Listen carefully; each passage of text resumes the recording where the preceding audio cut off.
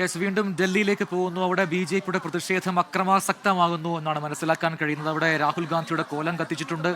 അവിടെ ജലപീരങ്കി പ്രയോഗിക്കേണ്ട സ്ഥിതിയിലേക്ക് പോലീസിന് വരേണ്ടി വന്നു എന്ന് കൂടി അറിയാൻ കഴിയുന്നു. അർജുൻ പീതാംബരൻ സംഭവ സ്ഥലത്ത് നിന്നും വിവരങ്ങളുമായി ചേരുന്നു. അർജുൻ, നേരത്തെ സൂചിപ്പിച്ചതുപോലെ തന്നെ ഈ ബാരിക്കേഡുകൾ മറികടന്നു പോയ പ്രവർത്തകരെ തടയാൻ വേണ്ടി ജലപീരങ്കി പ്രയോഗിച്ചു എന്നാണോ മനസ്സിലാക്കേണ്ടത്? എന്താണ് സംഭവിക്കുന്നത് അവിടെ?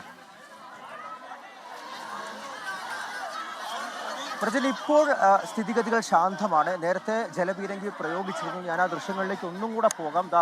പ്രവർത്തകർ രണ്ടാമത്തെ ബാരിക്കേഡ് മറികടക്കാനുള്ള ശ്രമം നടത്തി. അപ്പോഴാണ് ആ ബാരിക്കേഡിന് മറുവശത്തുണ്ടായിരുന്ന പോലീസും അതുപോലെ അർദ്ധസൈനിക വിഭാഗവും ഈ പ്രവർത്തകരെ നേരിട്ടത്.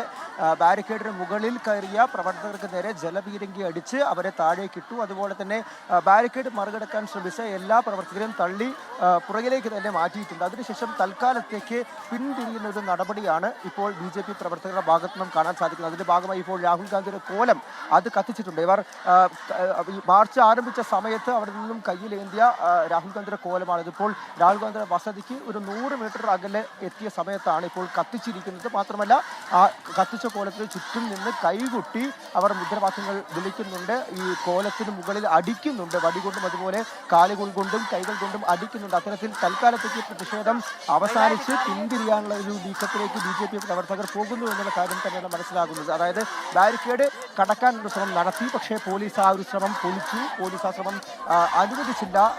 ജലപീരങ്കി അടിച്ചതാണ്. ജലപീരങ്കി എന്ന് പറയുമ്പോൾ പോലും നമ്മൾ കേരളത്തിൽ കാണുന്നത് പോലെ അത്രയും വലിയ ഭീകരമായിട്ടുള്ള ഒരു നടപടിയൊന്നുമില്ല. പ്രവർത്തകർ ഒന്ന് പിന്തിരിയാൻ വേണ്ടി ചെറുതായി വെള്ളം അടിച്ചൊന്ന് നനച്ചു എന്ന് പറഞ്ഞാൽ പോലും അത്ഭുതമില്ല.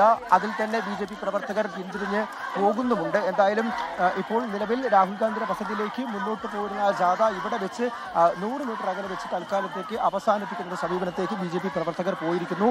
ബാരിക്കേഡിന് സമീപത്തേക്ക് ഇപ്പോൾ ഏതാനും വളരെ കുറച്ച് പ്രവർത്തകർ മാത്രമാണുള്ളത്. അവരെയും പോലീസ് ഇടപെട്ട് പിന്തിരിപ്പിച്ച് വിടുന്നത്. അതായത് ആരെയും കസ്റ്റഡിയിലെടുത്ത് മാറ്റേണ്ട ഒരു ആവശ്യം ഉണ്ടായിട്ടില്ല. മാത്രമല്ല, നേതാക്കൾ നേരത്തെ തന്നെ പിൻവാങ്ങിയിരുന്നു. മുഖ്യമന്ത്രി രേഖ ഗുപ്ത ഈ ഒരു മാർച്ച് തുടങ്ങി വെച്ചു. കുറച്ചു നേരം അവരും ഈ മാർച്ചിനൊപ്പം ഈ പ്രവർത്തകർക്കൊപ്പം നടന്നു. അതിനുശേഷം അവർ നേരത്തെ തന്നെ മടങ്ങിപ്പോയിരുന്നു. പിന്നീട് ഈ മാർച്ചിന് നേതൃത്വം നൽകിയത് വനിതാ പ്രവർത്തകരും അതുപോലെ ഡൽഹിയിലെ ബി.ജെ.പി. അധ്യക്ഷനായിട്ടുള്ള വീരേന്ദ്ര സച്ദേവുമാണ്. അവരും ഇപ്പോൾ പിൻവാങ്ങുന്ന കാഴ്ച തന്നെയാണ് ഡൽഹിയിൽ നിന്നും കാണാൻ സാധിക്കുന്നത്. പക്ഷേ അപ്പോൾ പറയുന്നത് അടുത്ത ദിവസങ്ങളിലും രാഹുൽ ഗാന്ധിക്കെതിരെ സമാനമായ രീതിയിൽ പ്രതിഷേധം ശക്തമാക്കി മുന്നോട്ട് പോകുന്ന കാര്യം തന്നെയാണ്. നിലവിൽ അവിടെ സംഘർഷ സാഹചര്യം ഇല്ല എന്നാണ് ഏറ്റവും ഒടുവിൽ അർജുൻ പീതാംബരൻ ആ സംഭവ സ്ഥലത്തു നിന്നും നൽകിയ പുതിയ വിവരം. അവിടെ ഇപ്പോൾ ഒരുപക്ഷെ ആ പ്രതിഷേധം അവസാനിപ്പിക്കാൻ പോവുകയാണ് ബി.ജെ.പി. പ്രവർത്തകർ എന്നുകൂടി മനസ്സിലാക്കാൻ കഴിയുന്നുണ്ട്.